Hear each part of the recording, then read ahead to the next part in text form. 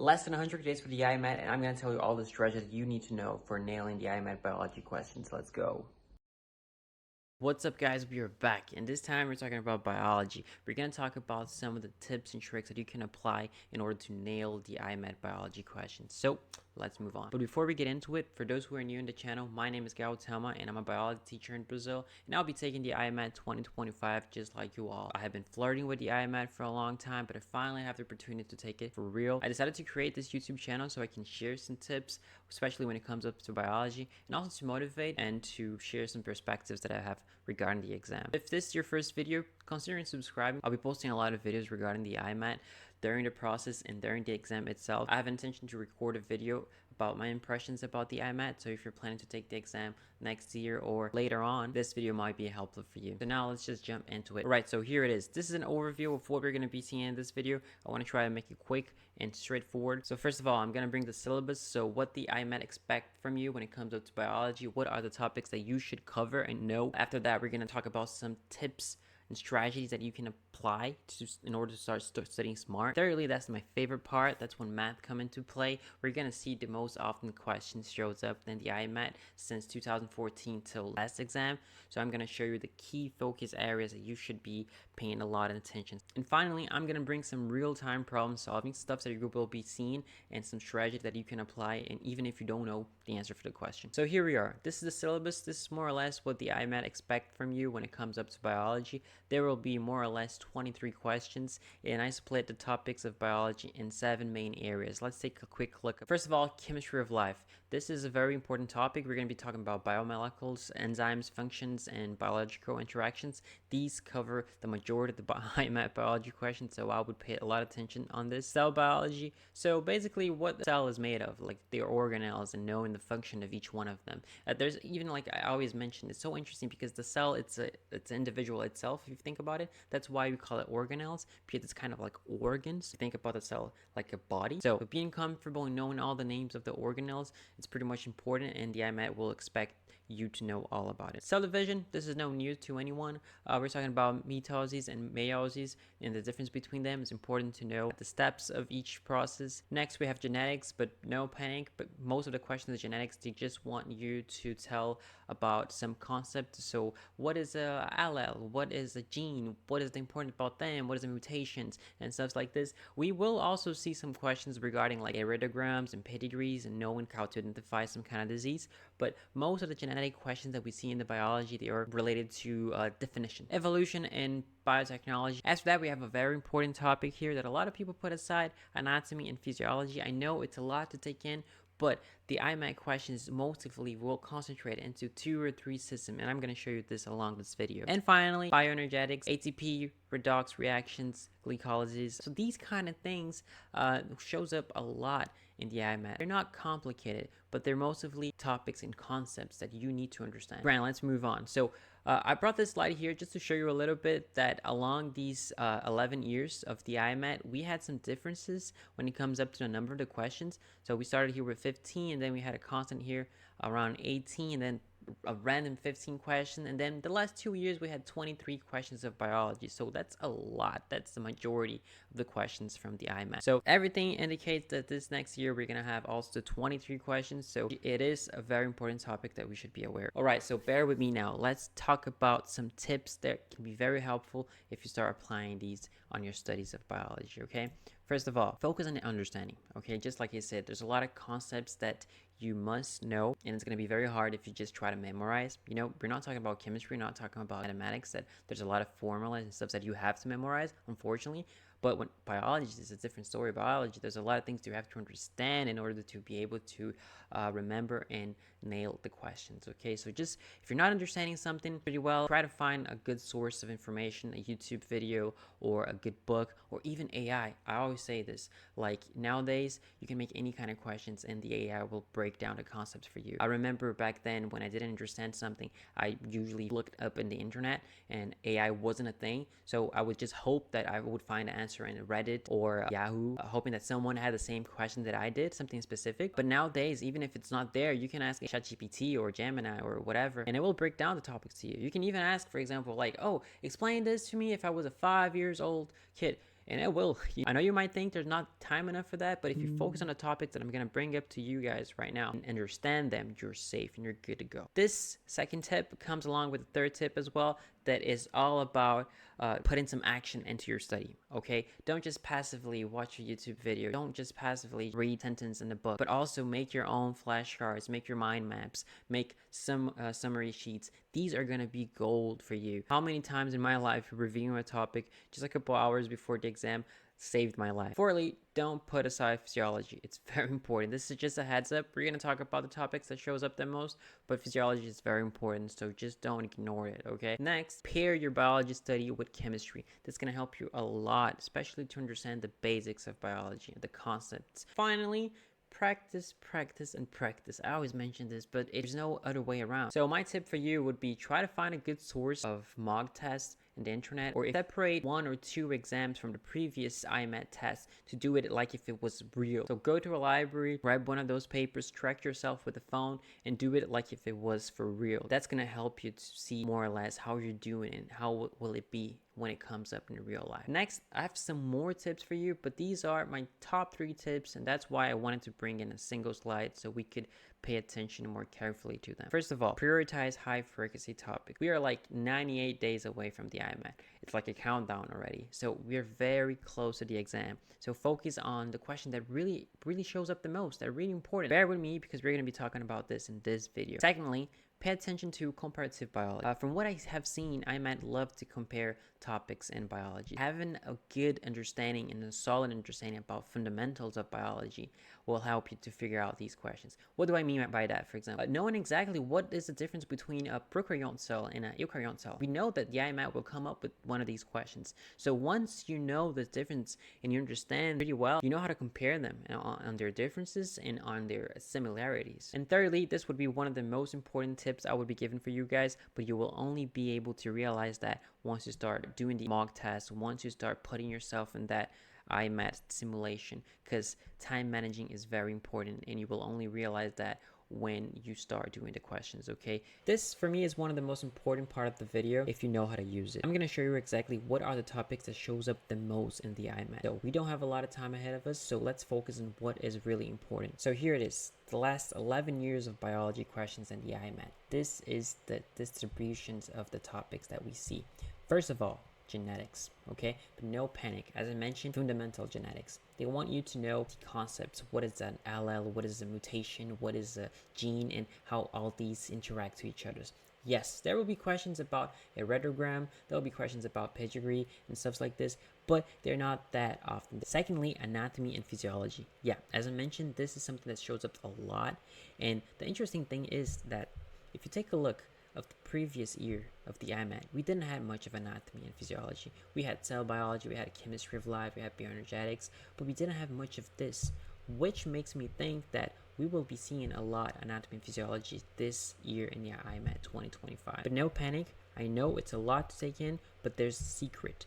IMAT loves to question you about 3 main systems, so you should know really well the pulmonary system, cardiovascular system, and the excretory system. The majority of the physiology questions, they fall into these 3 topics, okay? And if you want a bonus, the nerve system as well. If you have a basic understanding of these, you're good to go. Anatomy and physiology is something that you should not deny. And thirdly, cell biology, but I would look at this together with chemistry of life, bioenergetic, and cell division. So if you gather all these, you will see that this actually is the majority of the questions of the IMAT. And it's kind of the configuration we saw last year. When you're talking about cell division, you're talking about cell biology. So there will be a lot of questions just about cell biology, just about the structure, the cell itself. So knowing if you understand the organelles and what are the function of each one of them, seeing if you know the difference between a prokaryote cell and a eukaryote cell, and so on. Then you have chemistry of life, so basically biochemistry. That's why it's so important to gather your understanding of biology with chemistry. Then you have bioenergetics, so everything about ATP,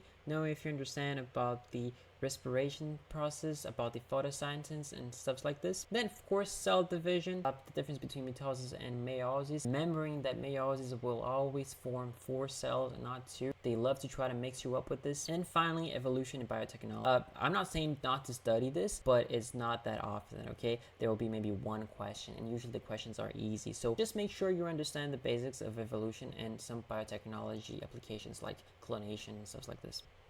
So okay, here we are once again, real-time problem solving. The idea of this part of the video is to give you some red flags, some stuff that you need to be aware of before answering some questions, okay? So understanding actually how the IMAT questions are built. So first thing I wanted to mention is that be aware of absolute terms, okay? So question that has words like only, always, never, all, none, or not, they're usually statements or options that are wrong, okay? Because biology, it's a science of life. There will always be exceptions, so you can't say, oh, this will only happen in this specific case, oh, this will always happen, oh, this will never happen, because it's not true. There will always be an exception. So statements that are absolute, that will kind of try to trick you with that, they usually are wrong. Let's take a look at some examples, some previous exam questions that we had this, and let's see. Alright, so here we have our first example regarding those words that are absolute. The presence of an intracellular compartmentalism is a characteristic of which organism? We have a couple options, but in the letter E, you can already see the word only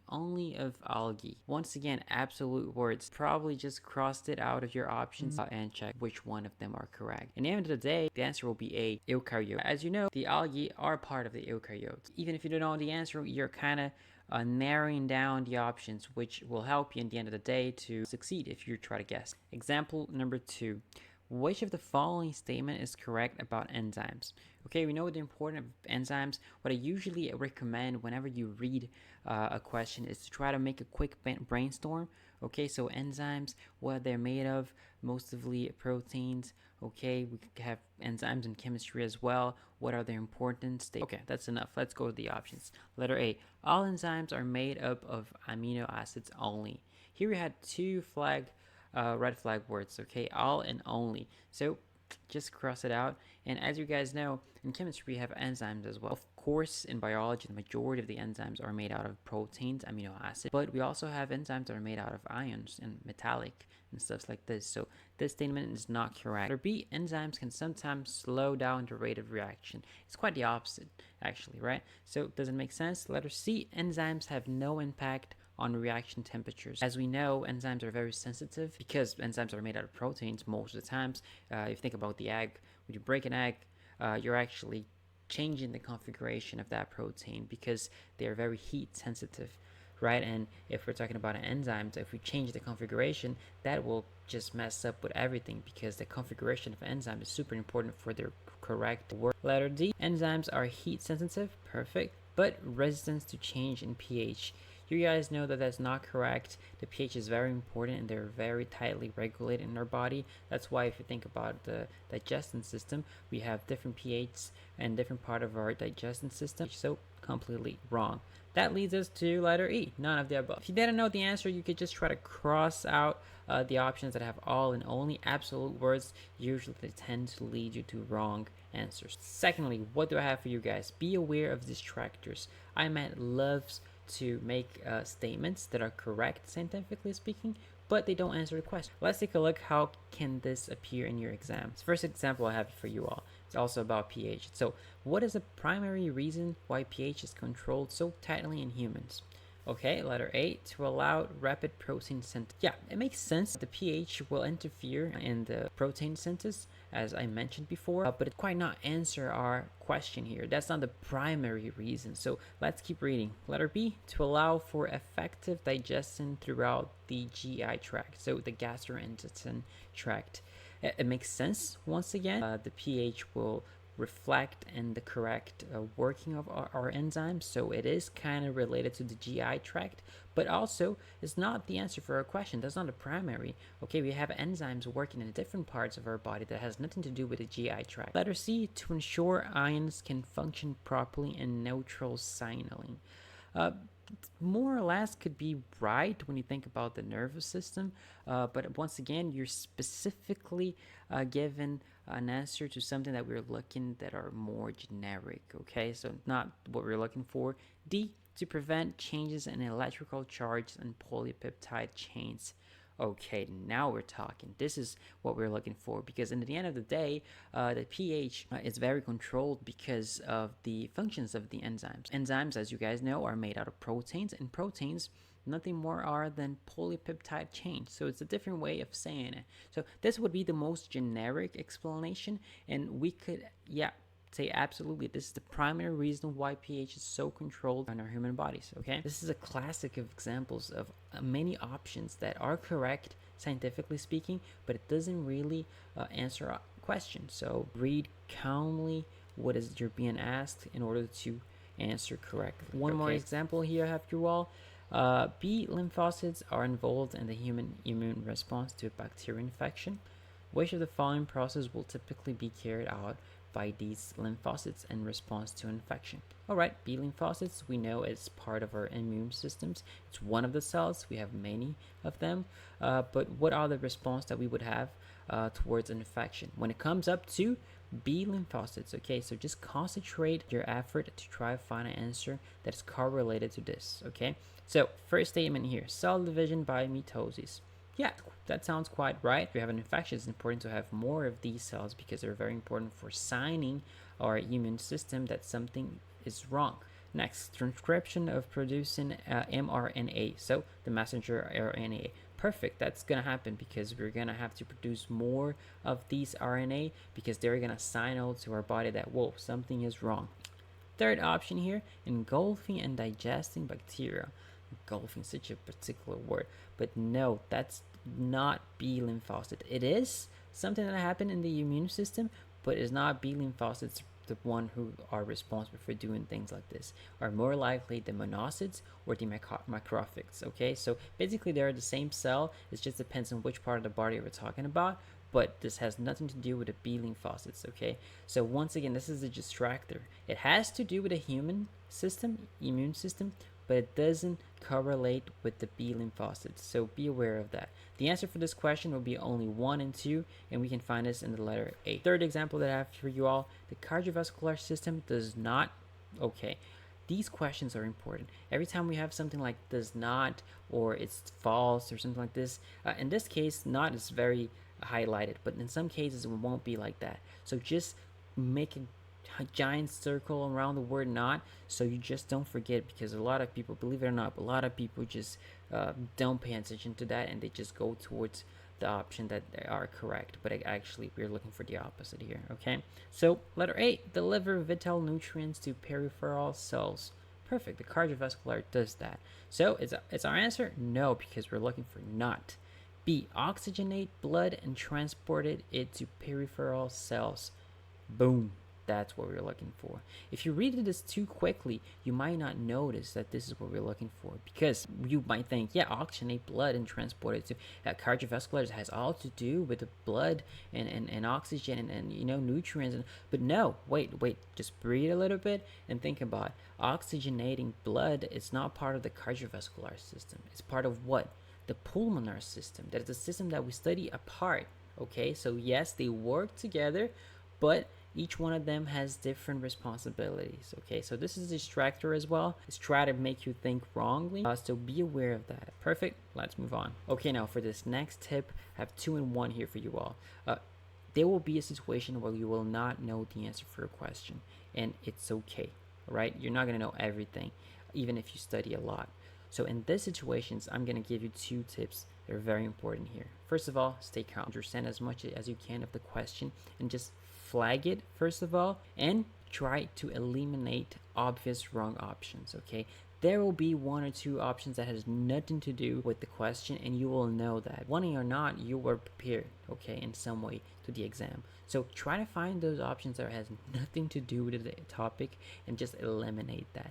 That will help you to narrow down the options, and if you have to guess which one are correct, you will have more probability to be correct and nail the question. Let's take a look at this in action. Example 1 here, question 305. In relation to bacterial replication, which of the following is correct? Once again, quick brainstorm. bacterial replication. Bacteria are prokaryotes, so they don't have organelles. They're individuals built by one cell only. Yes, they can group with others to form colons, but mostly they're just one cell being. Perfect. Let's move on. Bacterials undergo sexual reproduction. No, absolutely wrong. As you guys know, the bacteria, they reproduce mostly by mitosis. Yes, they can be exchange of DNA, they can be exchange of material, genetic, but it usually happens from one cell to the other evenly, okay? We don't have parents. Bacteria does not have parents. So, absolutely incorrect. Bacteria have a nucleus. This is also obviously wrong. You guys learned that prokaryote cells does not have a nucleus, so just cross it over. Letter C, bacteria carry genetic information on a circular plasmids. Okay, this sounds interesting. Maybe you might not know if this is right or wrong, so just leave it for now. D, bacteria genomes are formed of RNA instead of DNA. Well, this is a moment that you might question yourself. I don't remember this, so just leave it as it is. Letter E, bacteria requires gametes to replicate. Once again, absolutely wrong. Gametes are one cell, so how can one individual formed by one cell have a specific cell just for reproduction? It doesn't make sense. So if you just cross the A, you have to cross the letter E as well. Okay, so this leads us to two options, so 50-50, even if you don't know the answer. So should you guess? Well, it's up to you. Okay, if you're looking to get into a university that has a high cutoff point, I would say yes. Okay, because you need those points. You can't allow yourself to play it safe. But if you're aiming to a university that has a low cutoff point, just go safe, play it safe. Don't answer the question, but you have to make the decision on your own. Okay, so and just at the end of the day here, the answer will be bacteria carrying genetic information, circular plasmid. That is absolutely correct. Example number 2, which of the following is the most accurate definition of an antibody? Okay, so quick brainstorm. Okay, we're talking about the immune system, antibody, we have antigen, we have serums, we know the difference between them. Okay, let's move to the options. Letter A, an antibody is a molecule that protects red blood cells from changes in pH. What? It doesn't even make sense. Why are we talking about pH? Obviously wrong. Just cross it out and let's move on. B, an antibody is a molecule produced only by humans and has a pivotal role in the immune system.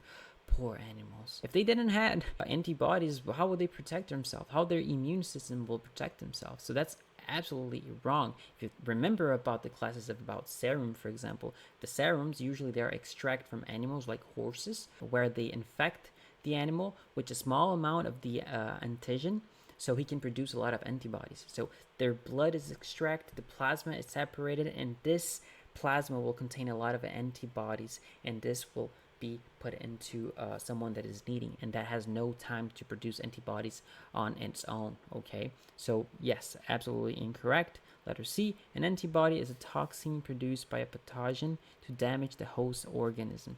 You might not know the answer for this one, so just let's leave this aside. Let's move to the next one. An antibody, it's a molecule that is used by the immune system to identify and neutralize foreign objects and molecules. This kind of seemed like a correct answer, so let's leave it as well. It's very complete. Letter E, an antibody are small proteins found in red blood cells that help increase oxygen carriage. What? Absolutely wrong. There's nothing to do with the oxygen carriage. So that leads us between C and D. For you all, the answer will be letter D. Yes, an antibody is a molecule that is used by the immune system to identify and neutralize foreign objects and molecules, okay? Letter C is just trying to mix your knowledge regarding the definition of an antigen. Yes, an antigen could be interpreted as a toxin and is produced by a pathogen to damage the host organism. Perfect. Right, but that's not what we're looking for. The letter D is the correct answer for this one here. Once again, 50-50. Should you guess? It's up to you. It's up to what you want, okay? This is a very personal decision, those. Okay, so for the ones who made it to the end of the video, I just want to say and wrap up this video saying that even if you think you're not prepared enough for this exam, just relax. You probably know much more than you think. It's just an impostor syndrome. We all go through this. We all have this feeling, but just relax and trust the process. Keep calm, keep studying, and I'll see you guys in the next one.